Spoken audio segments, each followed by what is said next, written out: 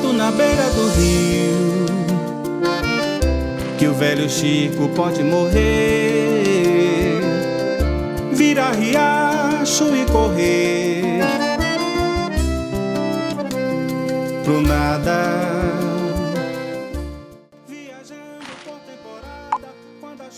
Ei, vocês sabem quem é Malhada? Malhada? O que é isso? Não sei, estou vendo muitos boatos sobre. Eu não. Por acaso alguém sabe explicar? Ah, então preste muita atenção com vocês, para vocês, por vocês. Vou lhe contar a história da cidade de Malhada, sob o olhar do rio. Era uma vez uma cidade de sonhos baseados em fatos reais, onde os moradores passavam por sofrimentos e realidades de vida. A cidade dos sonhos tinha o nome Malhada Bahia, mas era apelidada de Malhador de Gado, Malhadinha de Açúcar e também de Princesinha Baiana.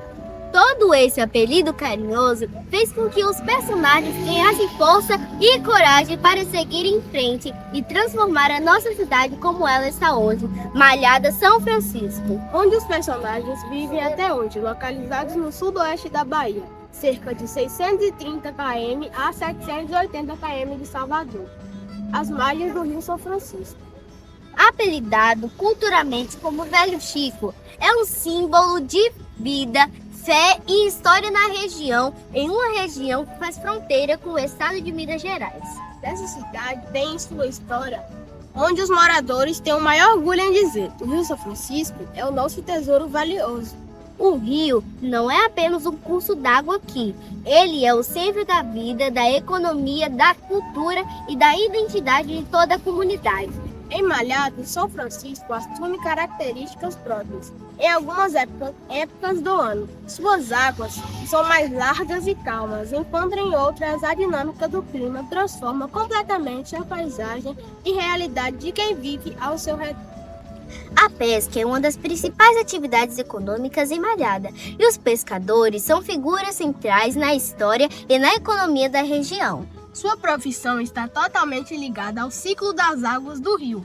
Os pescadores sabem que a quantidade e o tipo de peixe variam conforme o período do ano. Durante as épocas de cheia, quando o rio está mais cheio e a água circula mais, há uma maior diversidade e quantidade de espécies, como o dourado, o pacu, o tambaqui e o surubim. Já na seca, a pesca se torna mais difícil, pois as águas se separam em poças menores e os peixes ficam mais concentrados, mas também mais vulneráveis. Oi, bom dia. Tudo bem com o senhor? Tudo bem. Eu me chamo João Lucas, sou do 5º ano. Estamos fazendo um documentário para a Escola de Tempo Integral, professora Belamina Conceição Nogueira. Antigamente chamava Alice Maria. Gostaríamos de fazer algumas perguntas para o senhor sobre a pesca no Rio São Francisco. O senhor pode nos responder? Uma parte que eu estiver podendo responder, ainda respondo. Para o senhor, o Velho Chico sempre foi fonte de sustentos para as famílias ribeirinhas? Toda a vida de muitos anos. Há mais de 90 anos 90 anos para cá que eu sou vivo. Quais foram os peixes que o senhor percebeu ter sumido das águas do São Francisco? O peixe, esse São Francisco aí que vocês estão vendo ele aí, ó. Peixe não precisava tarrafa, não precisava rede, não precisava praia nenhuma para pegar peixe. Se você saísse dali de Carinhão até aqui no Porto da Malhada, quando você chegava aqui no porto daqui, dentro do barco, que antigamente não tinha motor não, era no remo.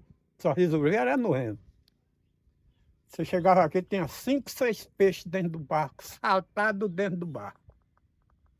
Saltava, você ia rompendo no beiradão, remando no beiradão, com o matado, dourado, estava voando dentro do barco. Com o remo mesmo, que você ia remando no barco, o peixe estava encostado, você batia o remo e jogava dentro do barco. Todo tipo de peixe que você pensasse. Quais são as lendas ou histórias mais antigas que você conhece sobre o rio? História que eu mais conheço, eu conheço muita parte do São Francisco. Muita.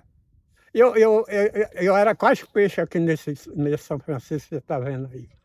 Era quase um peixe. Eu vivia era mergulhando, desenganchando tarrafa, desenganchando rede, qualquer hora do dia, qualquer hora da noite. Eu não pensava, não. Podia estar o frio que tivesse. Enganchava uma tarrafa com dura de 4, 5 metros, uma rede, eu ia, descia, ia buscar. Você tem alguma memória inesquecível das cheias do Rio do Velho Chico? Cheia sempre tinha cheia mais que agora nessa situação. Tinha cheia mais, bem alta, que tirava nós daqui. Hoje está aí desse jeito. Vem uma renaçãozinha, a gente pensa que está subindo, já está voltando para trás, né? E com isso está levando o tempo assim. Vapor tinha bem uns 20 vapor. Bem uns 20. Tinha vaporzinho pequeno, tinha vapor grande, de 3 classes. Tinha 2 vapores aí que eu conheci, que tinha 3 andares. Primeiro, segundo e terceiro. Era um navio bonito aqui, que andava aqui nesse rio aqui, tá sempre para baixo aqui. Conta pra gente sobre os vapores e as lanchas de antigamente. Isso era um movimento bonito aqui nesse rio, de vapor e lancha grande. Não tinha transporte por terra, de carro. Todo o transporte era aqui, ó, no Chicão aqui. Descendo e subindo, subindo e descendo, subindo e descendo. Era lancha, vapor. Não transportava as coisas por terra, não. Transportava tudo, era aqui por água, aqui, ó. Igual tem aqui a Malhada, chegava lancha grande, vapor, que era, negociava, vendia as coisas aí. Chegava em Corava aí no porto, o povo ia lá comprar. Lancha e vapor. Tudo movimentava aqui. Era uma coisa linda. Vapor se vinha, ó. Se vinha um vapor de lá para cá, outro subindo e um descendo, eles davam um aviso um ao outro. Pitava, tinha um apito. Igual um trem de ferro. Aí eles paravam, encostavam os dois ali. E o chefão do lado do vapor, os comandantes, ia, conversava lá uns com o outro, um descendo e outro subindo. Aí despedia, um descia, ia embora, outro descia.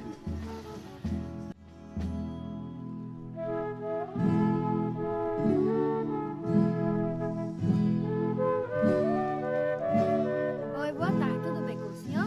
Eu me chamo Lívia, sou do 5º ano A. Estamos fazendo um documentário para a Escola de Tempo Integral Professora Belarmina Conceição Nogueira, que antigamente chamava Alice Maria. Gostaríamos de fazer algumas perguntas para o senhor sobre a pesca no Rio São Francisco. O senhor pode nos responder? Posso, que eu posso dizer que nasci pescando. Então, a pesca hoje em dia está difícil, o peixe está pouco, porque o rio acabou, o rio está seco. Muito pescador, antigamente a gente enchia a barco, mas hoje em dia não enche mais, porque o peixe é pouco. As coisas mudaram tudo, então está difícil e a tendência que vai é acabar, porque o povo está pegando tudo quanto é peixinho pequeno e não pode, a fiscalização está pouca, então não dá não, do jeito que vai acaba. Primeira pergunta: como era a venda dos peixes antigamente? Os peixes para vender era mais difícil, né? Hoje é fácil. Porque antigamente não existia gelo, você tinha que pescar e retalhar o peixe, salgar, era muito trabalho, era trabalhoso demais. E hoje em dia não, você pegou, o comprador está aí, comprador era pouco. E hoje em dia tem vários compradores, é só você chegou com o peixe, entregou porque é para gelo, coloca gelo, e antigamente não existia gelo. Quais são as lendas ou histórias mais antigas que você conhece sobre o rio? História, tem várias histórias de antigamente. Antigamente, a gente matava jacaré, matava capivara, tudo isso a gente pegava. Então, era isso que acontecia. Hoje em dia não pode. E tinha muito jacaré, muita capivara. Hoje em dia não pode. Eu mesmo já peguei um jacaré de mão. Pegar, de quebrar a corda e eu ir pegar ele pelo meio, mergulhar por baixo, debaixo do mato, e amarrar pela cintura e depois chamar o companheiro vem, eu puxar a corda, ele colocou a cabeça de fora, o companheiro atirou. Você tem alguma memória inesquecível das cheias do Velho Chico? As cheias tem, sim. Eu tenho. Uma vez que dei 79, nós fomos para Carinhanha, foi problema. Então, encheu, lavou isso aqui tudo, dava na cintura aí. Então, nós fomos para Carinhanha, porque aqui não dava para ficar. Aqui eu andava, embarcava aqui e ia saltar no Julião. Não existia terra, só ia ter terra lá na Caatinga, aqui não tinha. Então foi assim. Foi.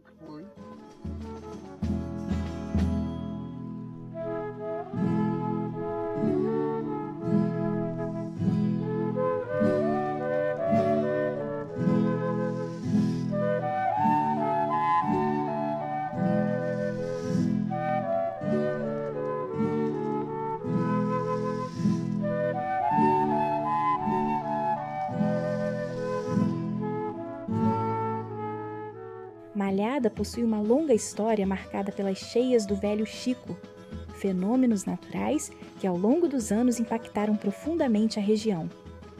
Entre as principais e mais recentes enchentes registradas destacam-se Cheia de 2002. Ocorreu no mês de março de 2002, quando as águas tomaram o pontal de Carinhanha, a areia onde o rio Carinhanha deságua no São Francisco, afetando diretamente a areia de conexão entre as duas cidades. A cheia de 2012, citada como referência de alto nível, quando o Rio São Francisco atingiu a marca de 7,7 metros, causando isolamento de comunidades rurais na região. Cheia histórica de 1979, referenciada como uma das maiores e mais marcantes enchentes no Vale do Rio São Francisco. As cheias em Malhadas, nessas ocasiões, especialmente a de 2002, causaram inundações em áreas baixas, impacto na agricultura e várzea e, por vezes, a necessidade de interrupção ou atenção redobrada na travessia da balsa e da área da ponte que conecta Malhada a Carinhanha. Em Malhada, a agricultura familiar e a pecuária fazem parte da vida e da cultura da população ribeirinha. Mesmo diante das dificuldades, pequenos produtores mantêm o cultivo de lavouras e buscam alternativas para fortalecer a produção e garantir a subsistência no campo. Olá, tudo bem com o senhor? Tudo bem. Eu me chamo Helena. Eu me chamo Álvaro. Nós estudamos na Escola de Tempo Integral Professora Belarmina Nogueira e estamos aqui para fazer algumas perguntas sobre a fazenda e como ela contribui para a economia do município de Malhada. Vou começar fazendo a primeira pergunta.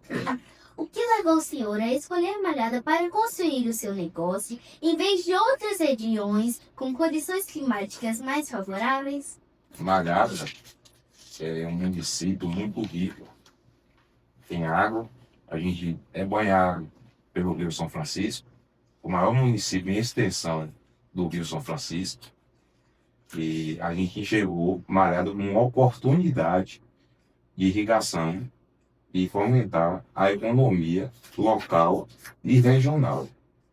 Quais são os principais produtos que você e sua família produzem? Então, a gente produz aqui hoje, na Fazenda São Pedro, a gente produz banana, a gente produz algodão, a gente produz milho, produz leite, carne e peixe. O senhor utiliza técnicas de produção adaptadas ao clima seco ou práticas sustentáveis? Então, Helena, a gente produz algodão, que é uma planta adaptada ao clima semiárido que nós temos na região. A sustentabilidade da fazenda está ligada diretamente à reutilização de dejetos, principalmente de vagas de leite. Então, assim, todo aquele esterco, toda aquela urina que as vacas excretam, a gente reaproveita para transformar em adubo para o solo da gente. Quais são elas e qual a sua importância?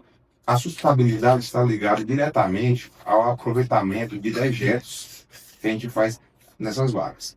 Qual a sua principal importância? A principal importância disso aí é que a gente utiliza esses dejetos para diminuir os produtos químicos utilizados nessa produção, substituindo alguns elementos, tais como ureia, potássio, inseticidas, que a urina tem um grande poder também para poder ser um grande inseticida natural. A sua produção é voltada para o consumo familiar, para o mercado local ou para regiões mais distantes? Como funciona essa distribuição? Então, a gente hoje trabalhamos de uma forma que atendemos todos esses quesitos. A gente produz tanto para o mercado regional, local e mais distante. A gente tem um peixe que é comercializado em todo o Alto Sertão. A gente tem um leite que é processado pelo laticínio da região, que é o Campanella, então atende também toda essa região e mais. A banana nossa a gente produz e vende tanto para o mercado regional, Minas Gerais, nível nacional. O algodão, do mesmo jeito. Então a gente sempre produz, que atende o local, o regional e mais distantes. Quais são os principais obstáculos que o senhor enfrenta no seu trabalho, especialmente relacionados à falta de água, às secas ou a outros fatores climáticos? Então, a seca na região nossa é algo que preocupa.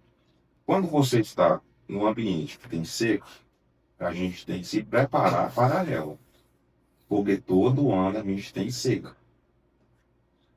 Então, no período chuvoso, você trabalha com armazenamento de comida, produções que vão voltadas ao clima semiárido, tais como o algodão, o sorgo. A seca preocupa, mas a gente tem um gado mais saudável, tem pouca umidade, você não tem carrapato, você não tem berne. Então a saúde do rebanho é melhor. O que falta para a região é se preparar para a seca. É o que a gente vem falando direto. A gente tem que se preparar para a seca, pois ela é certa. Quais são os principais resultados ou conquistas que você obteve desde o início do seu negócio? A gente está na Malhada em si. Nós temos já 20 anos dentro de Malhada, no município de Malhada. No Vale do Iú, meu pai tem mais de 40 anos produzindo no Vale. A maior conquista que a gente tem, eu acho que é essa aqui agora.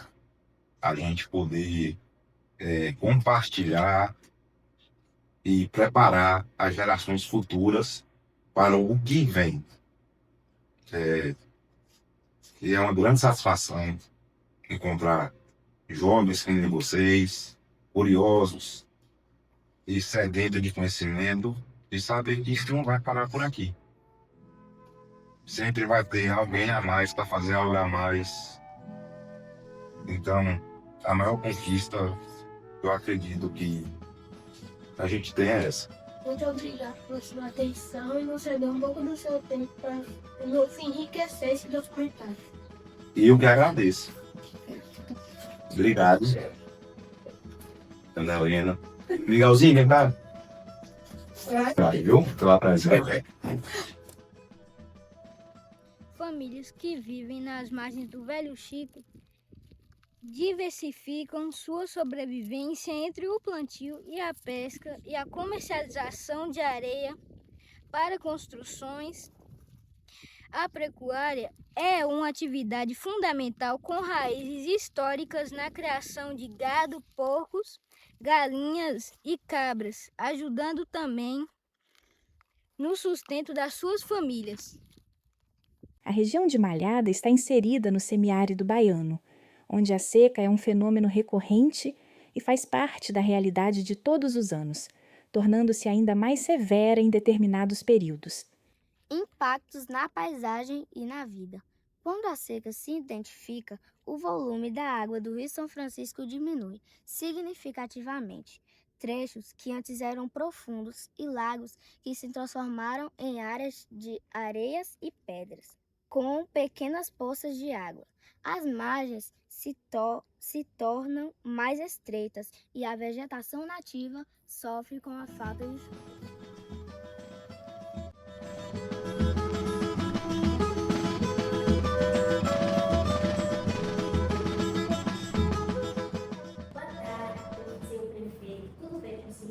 Eu me chamo Camila, me chamo Alva. Nós estudamos na Escola de Tempo Integral Professora Belarmina Nogueira e estamos aqui para fazer algumas perguntas sobre a Ponte Guimarães Rosa. Lúcio, aceita?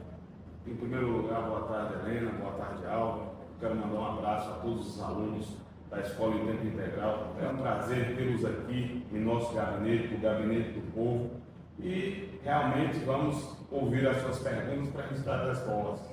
De quem foi a brilhante ideia da construção da ponte sobre o Rio São Francisco? A Ponte Guimarães Rosa, eu acredito que o traçado dela foi quando o grande engenheiro Vasco Neto traçou ligar o litoral à capital do Distrito Federal. Então nós pegamos a 030 aqui e a 030 passa por cima do Rio São Francisco, tendo em vista que tinha que fazer a ponte, né?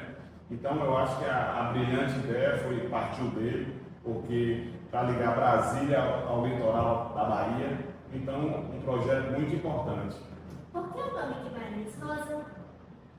É uma denominação realmente muito curiosa, porque o grande escritor Guimarães Rosa, a sua formação, ele era médico, ele era mineiro, além de ser médico, ele foi diplomata, ele serviu a diplomacia brasileira representando o Brasil em outras embaixadas lá fora, e depois que realmente ele fez tudo isso, ele retornou ao estado de Minas Gerais e se transformou num grande escritor. A sua formação, ele foi um médico, ele foi diplomata, ele era um mineiro, ele serviu o Brasil realmente nas embaixadas lá fora, e depois retornou ao nosso país, vindo realmente conhecer de perto o sertão. E iniciou com Minas Gerais, que um grande livro que ele escreveu, que Grandes Sertões de Veredas. As veredas são os caminhos onde ele passava, ele percorria, ele andava durante o dia a cavalo e à noite ele parava, pousava para descansar. Então ele saiu de Minas Gerais, atravessou o nosso sertão aqui da Bahia também. Então eu acredito que pela sua passagem aqui pelo Rio São Francisco, por essa região aqui, que ele passou por Malhada, passou por Carinhanha, eu acho que em virtude disso, da sua grande obra Sertão de Veredas, então aí ele colocaram em nome dessa ponte Guimarães Rosa, porque mais do que merecida essa homenagem. Quanto tempo demorou a construção da ponte Guimarães Rosa? Essa ponte ela foi projetada pelo engenheiro Vasco Neto em 1989 a 1990. O ex-governador Nilo Coelho iniciou essa ponte, mas seu mandato foi apenas de 2 anos, só que ele não conseguiu terminar. Aí veio o presidente Lula, na época que Lula assumiu, e parece que no segundo mandato, junto com o nosso ex-governador também, Jacques Wagner, aí o projeto para realmente quebrar as algemas e trazer a liberdade para a gente. Porque nós ficamos aqui isolados. Para irmos até Carinhanha demorávamos 1, 2, 3 horas para chegarmos até Carinhanha, temos que esperar as balsas. E essa ponte não serve apenas para a gente, que nós moramos aqui à margem do Rio São Francisco, ela está servindo ao estado da Bahia, ela está servindo também para entrarmos em outros estados, que é em Minas Gerais, também irmos até Brasília. Então essa ponte realmente vem trazer o progresso, o desenvolvimento da nossa grande região. E é uma obra fenomenal, é uma obra brilhante, é uma obra muito bonita, que, na verdade, a nossa grande beleza do nosso Rio São Francisco é contemplada também com essa ponte Guimarães Rosa, em nossa cidade, em nossa terra. Quais são os benefícios para a população? São inúmeros benefícios. Primeiro, a saúde, porque se chega mais rápido realmente ao atendimento à saúde. Por exemplo, quem mora do lado de lá, para chegar ao hospital regional, para chegarmos à capital federal, isso tudo se chama logística. Também, em se tratando da geração de emprego e renda, por cima dessa ponte hoje, passa a produção do leite, passa a carne, passa os cereais, então passa muita coisa, passa o progresso em cima dessa ponte, que realmente só quem tem a ganhar é o povo dessa região, o povo da Bahia. Como era o transporte antes? Éramos, na verdade, transporte fluvial. Os carros nós atravessávamos nas balsas, e os pedestres atravessavam naquelas lanchinhas pequenas que realmente demoravam. Vocês não pegaram essa época, mas era uma parte difícil e triste da nossa história. O rio ainda é importante para as travessias de pequenas embarcações? Claro, pode ter certeza, sem sombra de dúvida. O nosso Rio São Francisco, água é vida. O rio nos traz a vida, na verdade mata a nossa sede, mata a sede dos animais, nos dá o alimento, nos dá o peixe, também a lavoura, também, dependendo do Rio São Francisco, para molharmos a lavoura. Então essas águas são de extrema importância para o progresso, para realmente a vivência, o viver do ser humano, porque também precisamos da água, não é verdade? E temos que realmente ter a consciência de preservarmos o nosso Rio São Francisco. Ele está morrendo aos poucos e temos a consciência de preservarmos, não de matarmos as margens do São Francisco e cuidarmos para reflorestarmos as margens do Rio São Francisco. Prefeito, muito obrigado por ceder um pouco do seu tempo para responder essas perguntas para o nosso documentário. A Escola Municipal de Tempo Integral, professora Belarmina Conceição Nogueira, agradece a sua atenção. Eu que agradeço a você, Alva, a você, Helena, por estarmos aqui nesse momento tão gostoso, porque realmente eu aprendendo com vocês, vocês aprendendo comigo, isso é uma troca, sabe? E quero mandar um fraterno abraço a todos os alunos, alunas da nossa escola Belarmina Nogueira, inclusive a professora Belarmina, que foi minha professora da 4ª série, para vocês terem ideia. A todos os professores, a direção, a todos os servidores daquela escola que estão fazendo um belíssimo trabalho a toda a educação do município de Malhada. O rio é símbolo de história e luta. Muitas das festas, rituais e histórias da comunidade estão ligadas ao rio. Existem celebrações como as procissões marítimas, onde os moradores levam flores e orações para as águas, pedindo proteção e boas colheitas. Também se preservam histórias de geração em geração, sobre navegação, sobre as mudanças do rio e sobre os desafios que sempre enfrentaram. Bom dia, senhor diretor e senhora diretora. Eu me chamo João Lucas. E eu me chamo Camila. Estamos aqui para fazer uma entrevista para os senhores. Senhor diretor, o que motivou vocês a aceitarem o desafio de implementar e gerir uma escola de tempo integral? Bom dia, João. Bom dia, Camille. Eu sou Ramilson Xavier, diretor dessa instituição escolar, a Escola Tempo Integral Professora Belarmina Nogueira. E aquilo que de fato nos motivou, né, acerca da implementação da Escola de Tempo Integral. Primeiramente, a nossa motivação são vocês, alunos dessa escola, porque o nosso foco, o nosso objetivo, de fato, está propiciando, né, melhores oportunidades, maiores conhecimentos a vocês. Então, a nossa motivação, resumindo, de fato, são vocês, alunos, né? Porque nós estamos aqui para oferecer e fazer o melhor em prol, né, de vocês, né? E também em prol da melhoria da nossa instituição de ensino. Senhor, o que significou para a carreira de vocês receber essa missão? Bom dia. Essa missão é uma missão muito importante e desafiadora.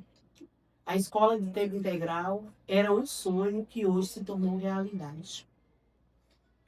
Senhor diretor, quais foram os maiores desafios enfrentados logo no início do projeto? Um dos maiores desafios no tocante à implantação da educação em tempo integral, né, foi a questão da estrutura física da escola. Nós não tínhamos uma estrutura, mas observamos que isso não se tornou empecilho para que a educação em tempo integral pudesse acontecer. Nós abraçamos a ideia, né, foi muito desafiante, né? Porém, nós conseguimos, dentro do planejamento, estarmos, por exemplo, sendo obrigados a fazer a reforma da escola, mas a gente conseguiu montar um plano B, onde a gente não precisou, de fato, interromper as aulas para que a reforma ela prosseguisse, né, e também pudesse propiciar um ambiente mais acolhedor, mais aconchegante a todos vocês. Então, um dos maiores desafios foi justamente essa questão do planejamento para que a educação integral pudesse acontecer no início. Senhora diretora, como surgiram e como foram resolvidas as eventuais desavenças ou dificuldades de adaptação com a equipe faz os alunos? Eu não diria desavenças, mas as diferenças foram muitas, porque o novo, ele gera medo, né? O novo, ele gerou medo, mas nunca a incerteza de que iria dar certo, porque nós tínhamos a convicção de que iria dar certo. E as maiores dificuldades, eu não diria tanto os alunos, mas alguns pais que foram resistentes. O diretor, como conseguiram manter o equilíbrio emocional e administrativo diante da carga de trabalho aumentada?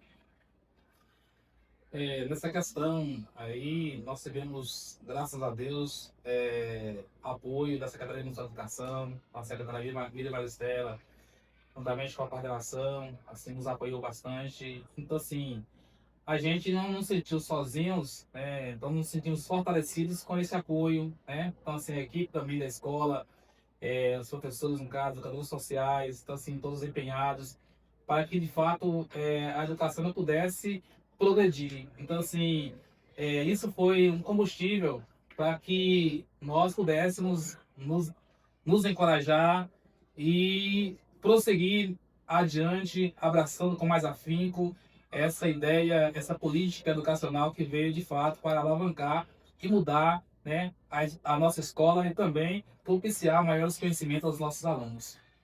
Senhora diretora, houveram momentos de cansaço ou dúvida? Como lidaram com isso? Nossa, cansaço nós tivemos muito, né? Foi muito cansativo. No início era algo novo, então nós não tínhamos experiência. Praticamente fomos os pioneiros aqui da nossa região, mas desânimo nunca. Nós nunca desanimamos, muito pelo contrário. Cada dúvida que a gente tinha, a gente estava sempre buscando conhecer mais para trabalhar de forma satisfatória, onde o nosso trabalho pudesse ser um trabalho produtivo. E graças a Deus vencendo. Senhor diretor, de onde vocês tiraram força e fôlego para assumir a responsabilidade tão grande e não desistir nos momentos difíceis? João e Camille, há uma frase que diz que desistir é o caminho dos fracos, persistir é a saída dos fortes. E na questão da força, nós tiramos força primeiramente em Deus, porque é Deus que nos fortalece, é Deus que nos dá sabedoria, Deus que nos dá a condição da gente prosseguir. E assim, nós somos incentivados, apoiados, então todo apoio, todo incentivo e também a vontade de querer fazer o melhor em prol da educação de Malhada, de propiciar um aprendizado mais significativo para a nossa instituição de ensino, a vontade mesmo de fazer acontecer, né, de mudar mesmo a realidade da nossa educação, né? Então nós assumimos a responsabilidade de gerir essa escola, pensando mesmo no bem-estar dos nossos alunos. Então isso, de fato, foi de onde tiramos força. E estamos aqui, né, firmes e fortes, prosseguindo em busca de fazer sempre melhor. Senhora diretora, quais estratégias foram usadas para unir a equipe em torno desse número de escola? Camille e João, eu acredito que tudo nessa vida parte do diálogo. E o diálogo, ele é essencial em qualquer situação que formos resolver. E nesse momento, o crucial na nossa instituição foi o diálogo. Tudo que nós fizemos foram na base do diálogo, foi na base da conversa mesmo com nossa equipe pedagógica, com os nossos parceiros, Secretaria de Educação, o nosso gestor. E é isso. Boa tarde, senhora secretária. Me chamo Camille. E eu me chamo João Lucas. Somos alunos da Escola Municipal de Tempo Integral Professora Belarmina Conceição Nogueira. Hoje viemos aqui fazer uma entrevista com a senhora. A senhora aceita? Com certeza. É um prazer estar aqui com vocês, Camille e João Lucas, alunos da Escola Integral de Tempo Integral Belarmina Nogueira. Senhora secretária, o que motivou a senhora a escolher justamente essa escola para ser transformada numa escola de tempo integral? O que havia de especial aqui que despertou esse interesse? Então, Camille, a escola, até então, a escola Paulo Freire, era uma escola que chamava a nossa atenção no sentido de que ouvíamos tanto por parte de quem estudava ou de quem trabalhava, de que não era uma escola que tinha um ambiente, uma estrutura muito legal.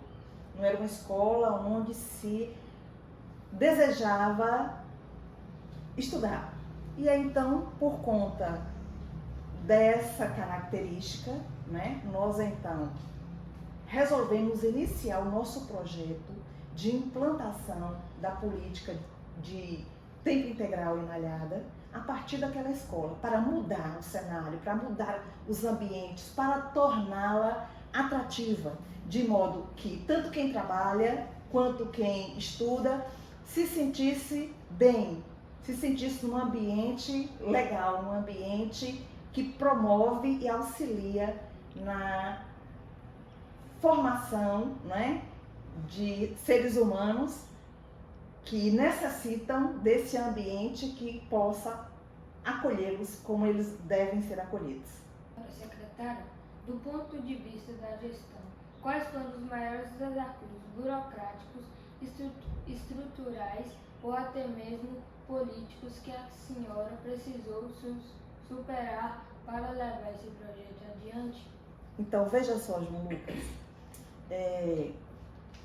investir em educação integral, em tempo integral, requer de fato desejo político de mudar um cenário e também possibilidades de se investir financeiramente para que uma estrutura seja criada de maneira a atender a essas 7 horas diárias aos alunos.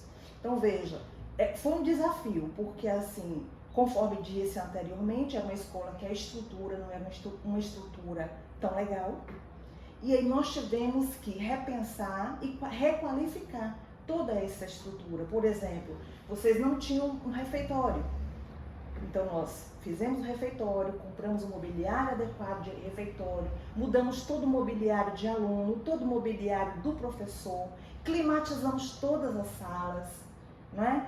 Ou seja, nós melhoramos, qualificamos o ambiente onde está ocorrendo esse processo tão importante de formação acadêmica de vocês que lá estudam. Então, assim, sem contar que o número de profissional, ele praticamente dobra. Profissionais, tanto profissionais de apoio, profissional na merenda, profissionais docentes. Então, todo um quadro precisa ser pensado. Para além disso, a matriz curricular, a política de educação integral, as disciplinas que foram inseridas no currículo de vocês. Essas disciplinas, elas precisavam corresponder aos desejos e anseios de vocês. Por isso foi feito um questionário, onde nós ouvimos os alunos, ouvimos os pais, ouvimos os professores, ouvimos a gestão administrativa e pedagógica, e só a partir de então nós montamos a grade curricular com as disciplinas que hoje vocês têm lá, pensando nessa formação integral, tendo em vista não apenas desenvolver os aspectos da inteligência, chamado de aspectos da cognição, mas também outros aspectos como culturais, aspectos artísticos, esportivos, a questão do desenvolvimento do pensamento computacional. Vocês têm lá um laboratório móvel, tem um professor específico que trabalha a BNCC na computação. Então, tudo isso demandou o quê? Um investimento maior. Sem contar nas 3 refeições diárias que são servidas. Anteriormente, vocês faziam apenas uma refeição. Lembram disso?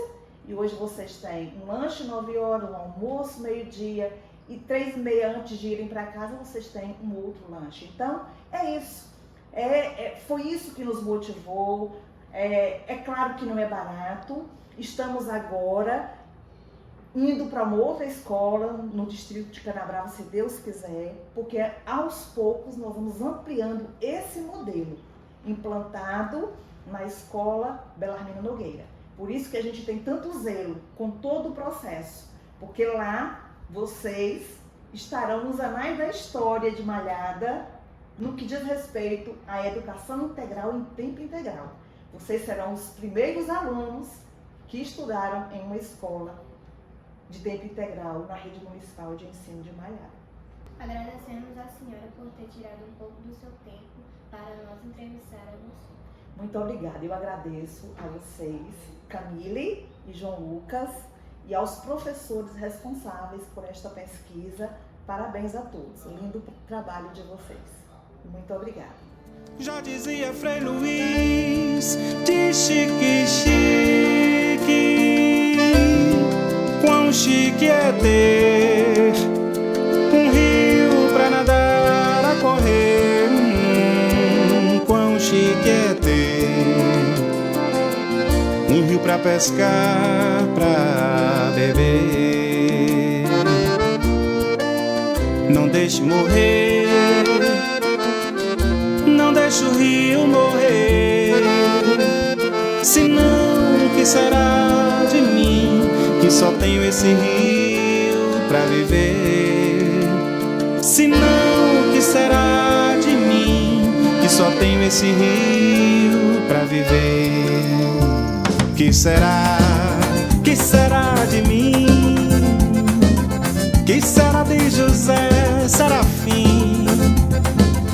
Qual será o destino do menino que nasceu e cresceu aprendendo a pescar surubim? Que será de mim? Que será de José Serafim? Qual será o destino do menino que nasceu e cresceu aprendendo a pescar